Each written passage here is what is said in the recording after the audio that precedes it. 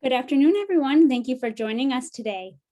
On today's briefing, we'll hear from Milwaukee County Executive David Crowley, Mayor Tom Barrett, Dr. Ben Weston, Associate Professor with the Medical College of Wisconsin, and Director of Medical Services with the Milwaukee County Office of Emergency Management, and Commissioner Kirsten Johnson, Health Commissioner with the Milwaukee Health Department.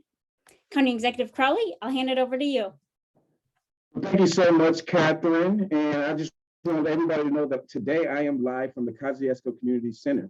And I'm happy to say that I've just received my very first dose of the COVID-19 vaccine. And I was joined by my peers, County Board Chairwoman Marcelia Nicholson and Common Council President Cavalier Johnson. And I have to say that I've been waiting for this day for a very long time. And when I woke up this morning, I was extremely excited to get access and to get my shot this morning. And I actually had a good conversation with my daughters, just talking about the importance of vaccinations at the end of the day. And this is a historic moment for me at this time, because this is a decision that I had to make for myself, my family, and my loved ones. And so, we wanted to show that this vaccine is safe and the process is easy. And it really didn't feel much different than any other vaccine that I've actually received. And so I chose to get this vaccine to protect myself, my loved ones, and my community. So if you are eligible, I want to encourage you to do the exact same. You can sign up at one of our many local vaccination sites here at the county at covidmke.com, or you can visit the city site at milwaukee.gov/COVIDVAX, VAX, or your local pharmacy or your healthcare provider. And increasing equitable vaccine distribution is the top priority. And I want to thank the city for opening up North and South Division High School as vaccination sites for walk-in appointments, which started just yesterday. This expansion supports our joint efforts to offer vaccinations to more individuals in the county's 10 most vulnerable zip codes. These clinics are open Monday through Friday from 10 a.m. to 4 p.m. and no appointment is necessary. So if you are 16 years of age or older and live in one of the 10 most vulnerable Milwaukee zip codes, you are welcome to come get your vaccine, and I encourage you to do so.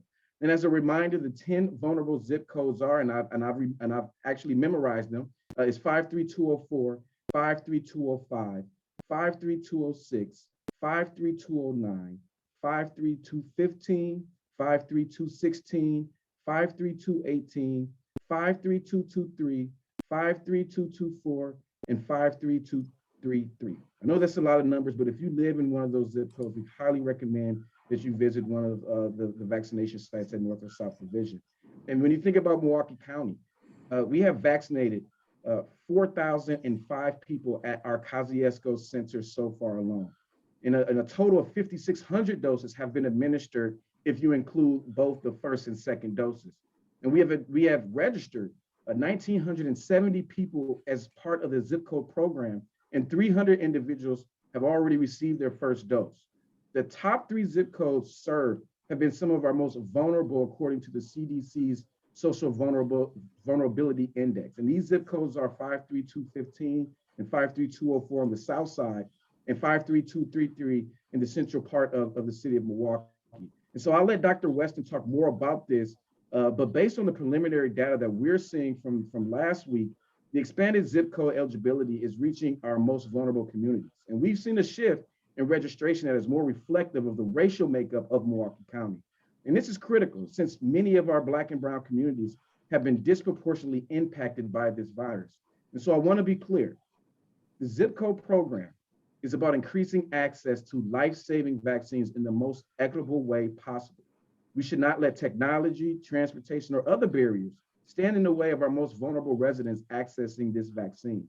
And so through the zip code program, thousands of residents who previously may have been hindered by a lack of accessibility are now able to get vaccinated. And we hope people will take advantage of accessible sites like the Kosciuszko Community Center and the walk-in clinics at both North and South Division High School.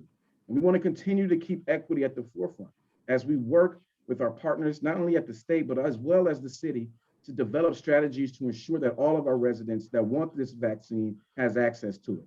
And so I just want to say thank you to the mayor and hand it over to him, because we definitely appreciate his partnership and what they've been doing to help us get people vaccinated.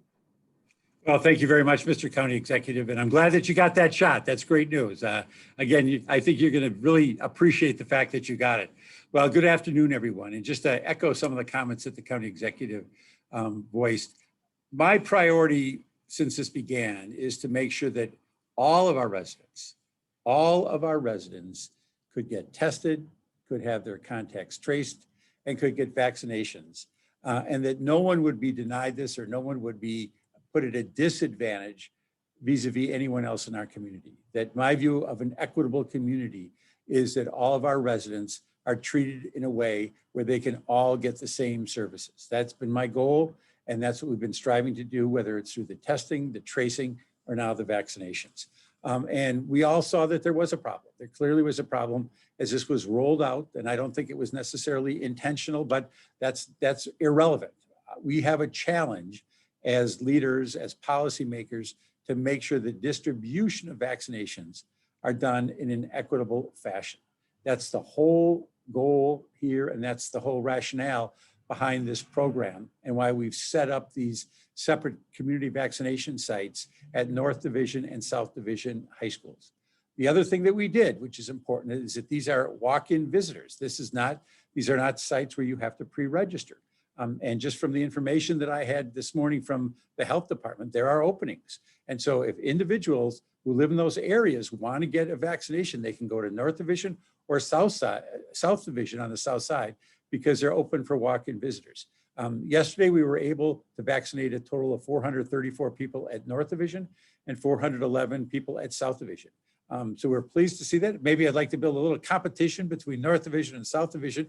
But again, we want to see people get the vaccinations. And as a reminder, as the county executive said, these sites are available 10 a.m. to 4 p.m. Monday through Friday, and are for individuals from the priority zip codes that the county executive referred to. No appointment is necessary. So please take advantage of these sites. We have the capacity to vaccinate more individuals, and we want to do so.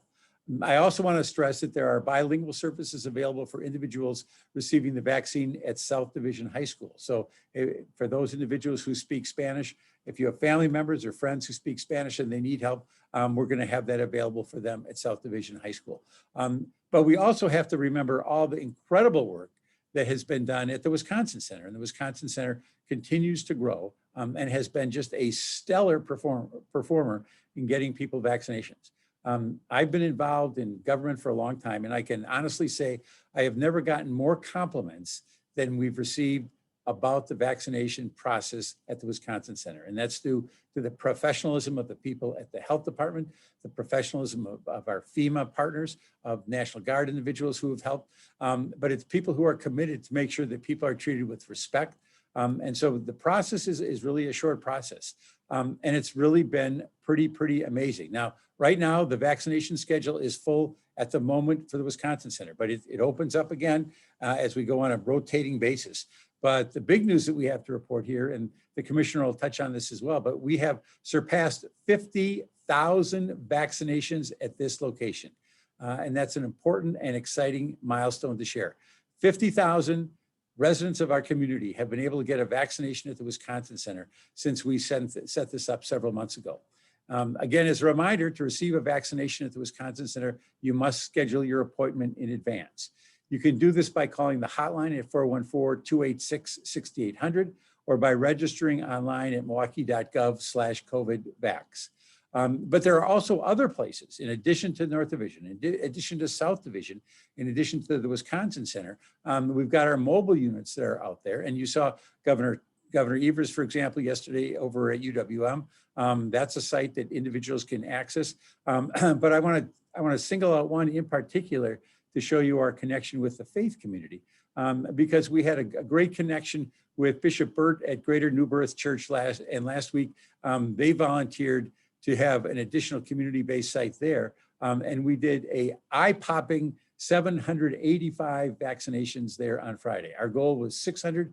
We blew past that and did 700 vaccinations on Friday at that site. So we're going to be partnering with other churches on both the north side, the south side, the west side, and we want to make sure that people have this available to them as well. Finally, the testing continues.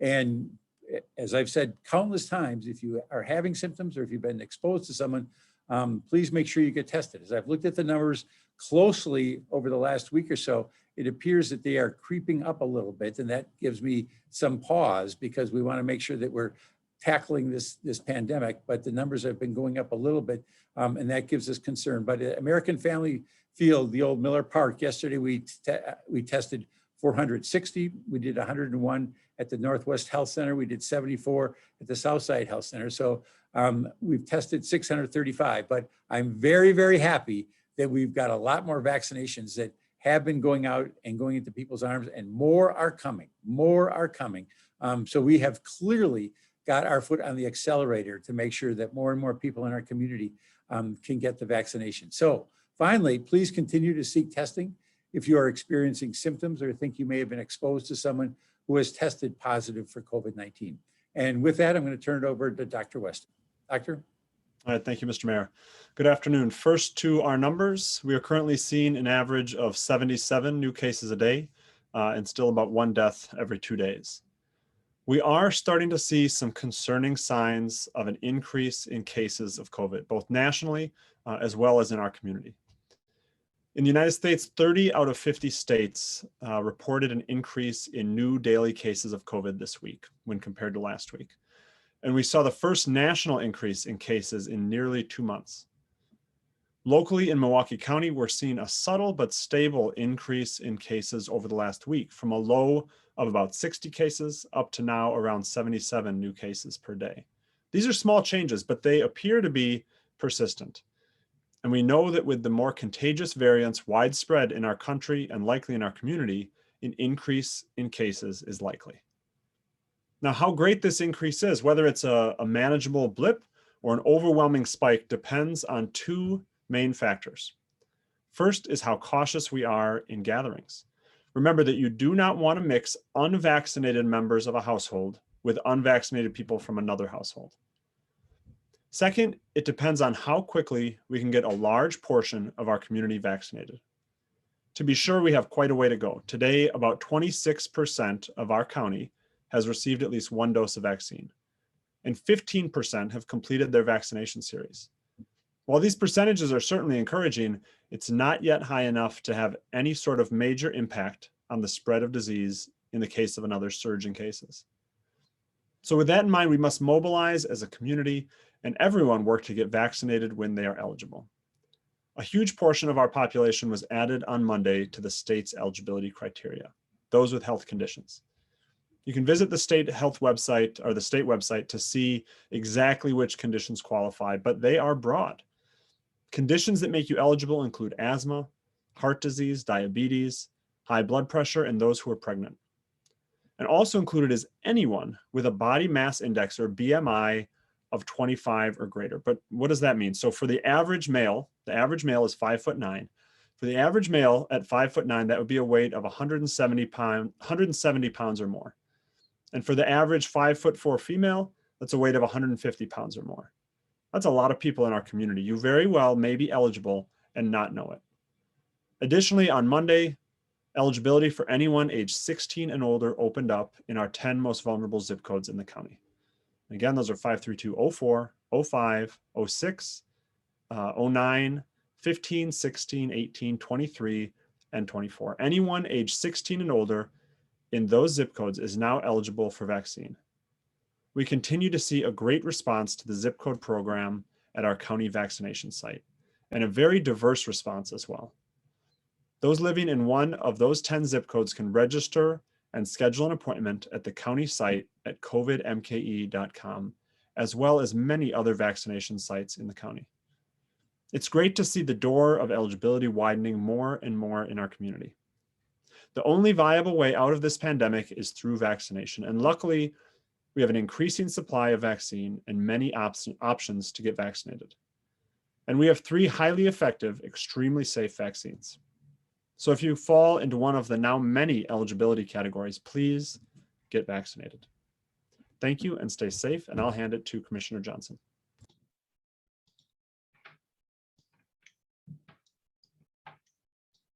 Thank you, Dr. Weston. Good afternoon. We are working closely with FEMA to vaccinate 2,500 people a day at the Wisconsin Center. The Wisconsin Center has steadily been busy, and more appointments will be opened up later this week. We are thankful for our federal partnership, as they have really allowed the Milwaukee Health Department to address health equity and have our staff focus on community sites and our most vulnerable. The Milwaukee Health Department is providing vaccinations at North and South Division High Schools through April 19th. It's open Monday through Friday from 10 a.m. to 4 p.m. These sites are walk-in and no appointments are necessary.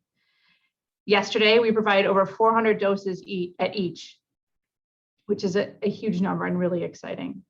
Last Friday, the Milwaukee Health Department provided 785 vaccinations at the Greater New Birth Church in partnership with Milwaukee Health Services, another very exciting event. We have 20 additional community sites scheduled between now and April 1st.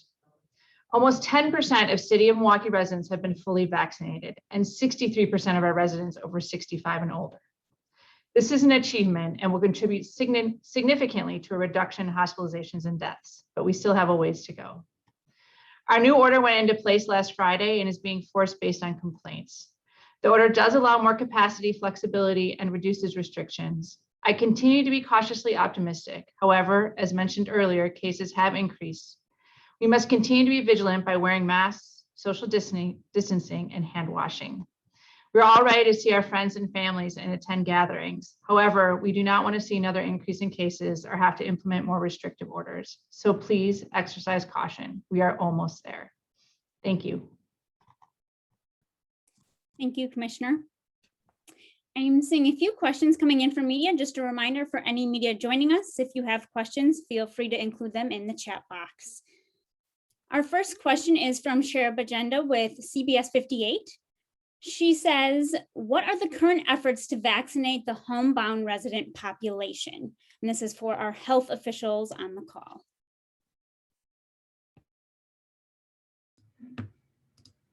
Sure, I can start with that. So there's been a number of efforts through the city and the county, as well as several of the municipalities, to work to identify, communicate with, and reach out to the homebound population for vaccine. One of those efforts, as mentioned by the county executive last week, was distributing flyers to people who receive Meals on Wheels for vaccination opportunities. So those efforts are continuing as we work to identify homebound populations that may not be as connected with more traditional programs like Meals on Wheels. And the follow-up questions are, how much of the population in the area is homebound, and why is it important to get these residents vaccinated? And her third question is, do you believe there will be a shift from focusing on the rollout to focusing more on outreach to address vaccine hesitancy in our area? So I can start here. So as far as how much of the population is homebound, we're still working on those numbers as we reach out to make sure we're not missing any homebound individuals. Why that population is so important is because typically people who are homebound have other health conditions that lead to them being homebound. So it's a population that's highly vulnerable and oftentimes underserved, and certainly a community we want to reach out to and get vaccinated, much like every member of the community. To the question of shifting the focus from rollout, from outreach to hesitancy, or rollout to hesitancy, I think it's both kind of discussion. So certainly we'll continue to work on vaccine supply, making sure we have enough vaccine in the community to reach all the people who are becoming eligible as more and more doors open in eligibility. But at the same time, reaching out to populations that may be hesitant to get vaccine, to show that it is safe, that it is effective. And Drake Bentley with Milwaukee Journal-Sentinel is asking Dr. Weston, are you able to repeat, do we see an increase in cases in Milwaukee? Yeah, we are seeing an increase in cases. So we had about a week ago, we were seeing around 60 cases per day. Now we're up around 77 cases per day. So it's not an enormous increase, but it's been a persistent increase. Each day we're seeing on average more and more cases. And so when we look at other countries in particular, specifically European countries where the B117 variant became so prevalent, when they reached about 50% of the virus being that B117 variant is when they'd start to see a dramatic rise in cases. And so when we look at the rest of the United States, we're also starting to see a rise in cases. So certainly that makes us concerned. I think we can control that rise with remaining vigilant and with vaccine distribution, but it will be a challenge for sure. Thank you, Dr. Weston. Our next few questions are for Commissioner Johnson, and they come from Savannah Tommy with Spectrum News. I'll break them up. Most are related to the Johnson & Johnson vaccine. She's asking, what is the status of vaccinating the individuals experiencing homelessness? And do you have any numbers on how many have been vaccinated? Thank you. So we have been making a concerted effort to go to shelters to vaccinate. I don't have a number, but I can certainly get that back to you if you are interested. But we have been doing it almost on a daily basis, visiting shelters to ensure that we're vaccinating that population. Thank you. And the follow-up questions are, how does the Johnson & Johnson vaccine allow you the freedom to find recipients who do not have any social connections? And if they have been vaccinated already, what's the response been from unhoused populations? So it does allow us a lot more flexibility in terms of getting it into arms of people who are not housing stable. So it's a get it to them one time, and they're done, and within 14 days they're fully vaccinated, or considered fully vaccinated. So it's been a tremendous value to us and to the city. Thank you. Our next questions are from Allison Durr with the Milwaukee Journal-Sentinel. And perhaps Commissioner Johnson, you can address these. She's asking, was anyone turned away from North or South Division yesterday? No one that was eligible was turned away. So everyone who was eligible was able to receive a vaccine. Excellent. And are there updates on the dates and times for when the next walk-in site will open at the Northwest Health Center? And regarding the 50,000 vaccinations provided at the Wisconsin Center, are those first and second doses, or 50,000 people who have gotten both doses? Sure. So the next walk-in center at Northwest Health Center is planned to be open on Monday, the 29th. And then those are 50,000 first and second doses. And I want to say it's about 30,000 first doses and something around over 20,000 second doses. Thank you. Our next question is from Victor Jacobo with CBS 58, and it's for Mayor Barrett. With the current status of cases and spread of the virus in the community, are you confident in MPS's plan to return students to in-person learning, or do you believe MPS should not move ahead with its proposed plan for in-person learning? I believe the MPS should move forward with its plan. We worked very, very closely with the Milwaukee Public Schools to ensure that every single employee of the Milwaukee Public Schools had or has access to a vaccination, including a 14-day recovery period. So with the current timetable of beginning to come back on April 12th, every single person who works for the school district, again, either will have had the shots plus a recovery period, or can still get the shot and have the recovery period. So that was what they asked us to do. I told them, if you give me specific dates as to when you're going to return, I will flip backwards somersaults to make sure that everyone has a vaccination and has that recovery period.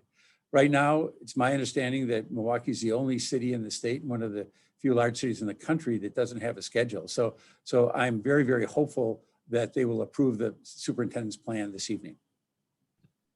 We'll make sure to host a briefing so we catch those backward somersaults alive. All right, our next question is from Patrick Polantonio with WISN 12. It's for Dr. Weston and Commissioner Johnson. Does recent news and attention surrounding the AstraZeneca vaccine give you concern about vaccine hesitancy? So with the AstraZeneca vaccine, the initial data looked like it was 79% effective. One of the data boards that monitors the safety of the trials in the United States is reviewing that data to make sure that that's an accurate number. So to be honest, if anything, I think this should make people more comfortable with the vaccination process. It's going as it should. The proper boards through the CDC, through the FDA, are reviewing the vaccine and making sure before they authorize it for use in the United States that it's absolutely safe and that the effectiveness numbers are what we think they are. So I think this shows that there are careful checks, careful balances in the authorization of the vaccines.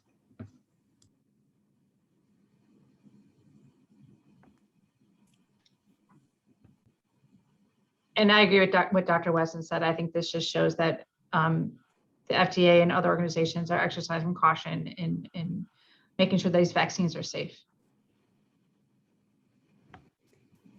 Our next question is from Sari Lesk with the Milwaukee Business Journal, and it's for Commissioner Johnson.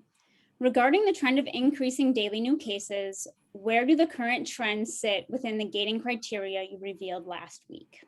Right. So the gating criteria we revealed last week really, very similar to what had been in place. The only piece we added was a burden, which is the rate of COVID-19 cases, COVID cases over per 100,000 people over the course of 7 days. Last week, we were at 45.9 cases, which is a moderate transmission. And this week it has increased to over 60, so 65. The percent test positivity over the previous 7 days last week was 2.4, and this week is 3.6. So we're hovering right in between those, the sort of moderate and substantial transmission. And again, watching this cautiously. And if we have to, we will roll back some of the things that we opened up. There's a follow-up question from Sharon Bajenda with CBS 58. She says, when will homebound vaccinations begin, or have they already started? Homebound vaccinations have started. There are community-based healthcare providers currently providing homebound vaccinations.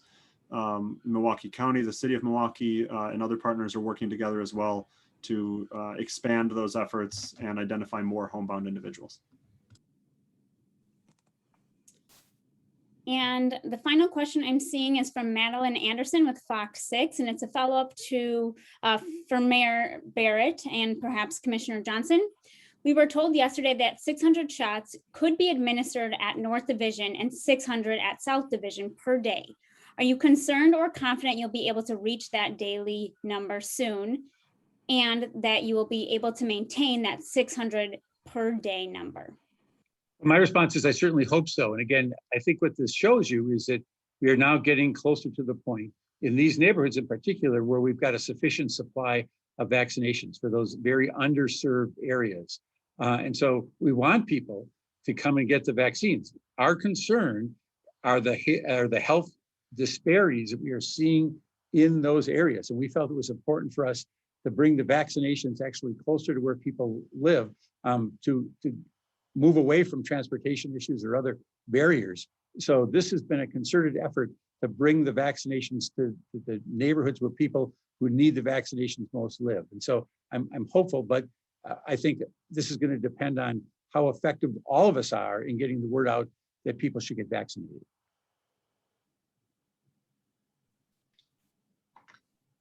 And I echo what the mayor said, and we are very confident that we will continue to be able to offer 600 doses a day at a minimum at both sites, and hopefully even more as the weeks progress. All right, and Patrick Polantonio has a follow-up question for Dr. Weston and Commissioner Johnson.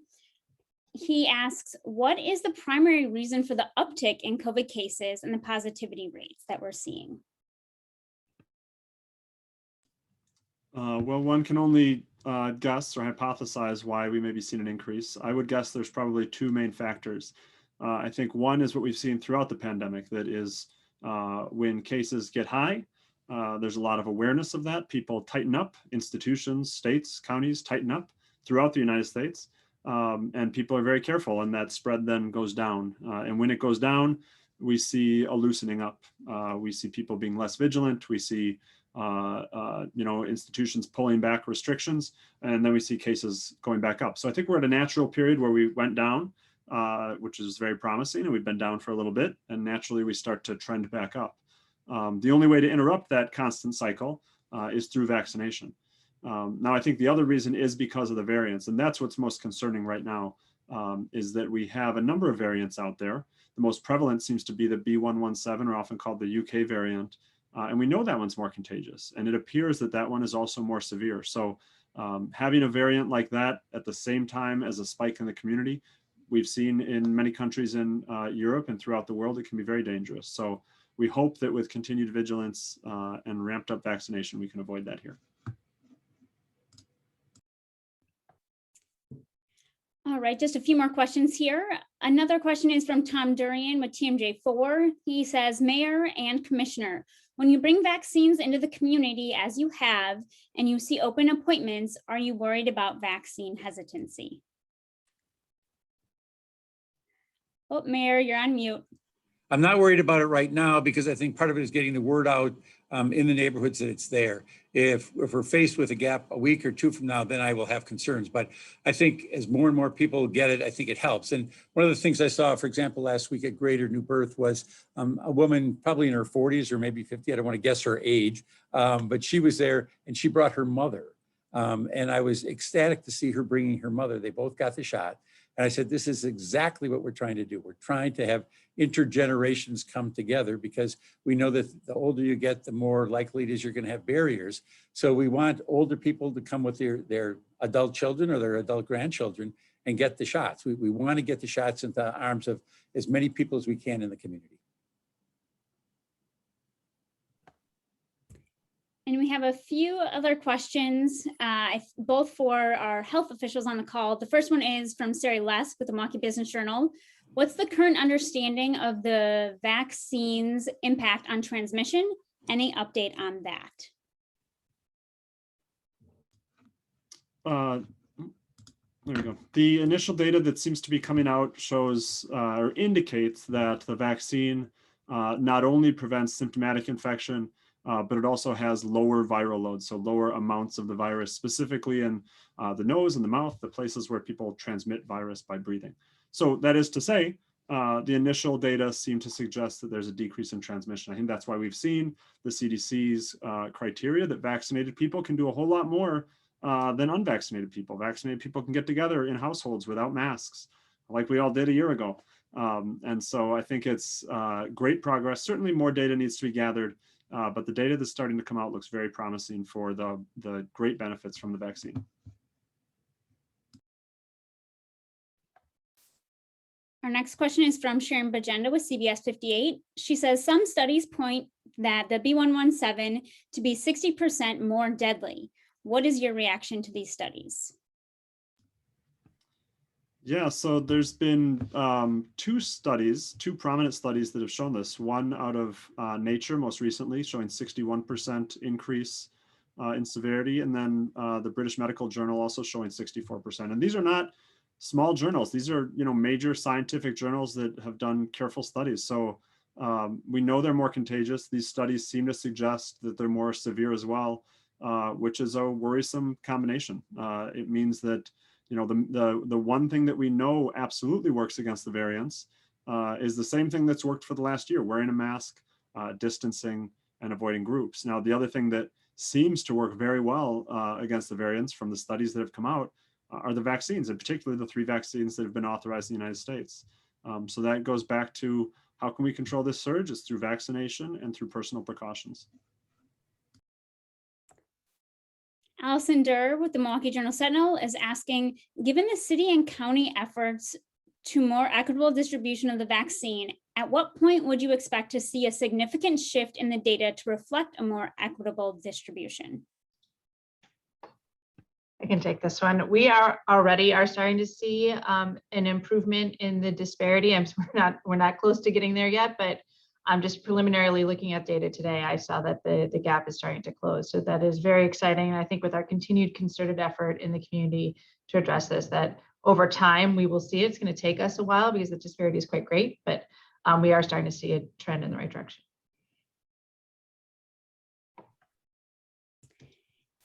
And Allison Durr from the Milwaukee Journal-Sentinel asks, Commissioner Johnson, could you ever see issuing an order that allows people who have been vaccinated greater leeway to gather, attend events, etc., than those who have not been vaccinated?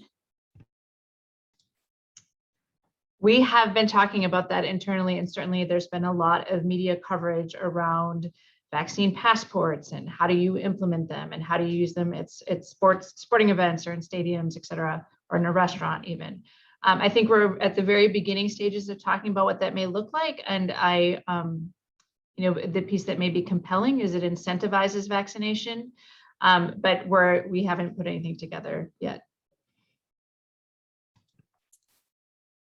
All right, and Sari Lesk with the Milwaukee Business Journal is asking, how are you communicating to people about their eligibility? Health systems are directly contacting patients, for example. How is the city and county letting people know directly or otherwise trying to spread the word? So I can tell you that we've been, as Dr. Weston talked about, utilizing programs like Meals on Wheels. When we think about our service users for Department of Health and Human Services, we're making sure to contact them directly, but also utilizing social media and all the platforms that we have access to. But we're utilizing many of our programs and services to directly talk to people that we come in contact on a daily basis. And we're trying to reach out to as many groups as we can. Yesterday, we had a meeting with Souls to the Polls. That's a group that is very active through the church community. We had a meeting with Voces de la Frontera in hopes that they can help mobilize in these underserved communities to do everything we can. So the church network, certainly, and we're going to be doing more in particular through as many community groups as we can. Thank you both. At this time, those are the questions I'm seeing in the chat. Thank you all for your time today, and we'll see you on Thursday. Thank you all. Thanks, everyone. Take care. Thank you.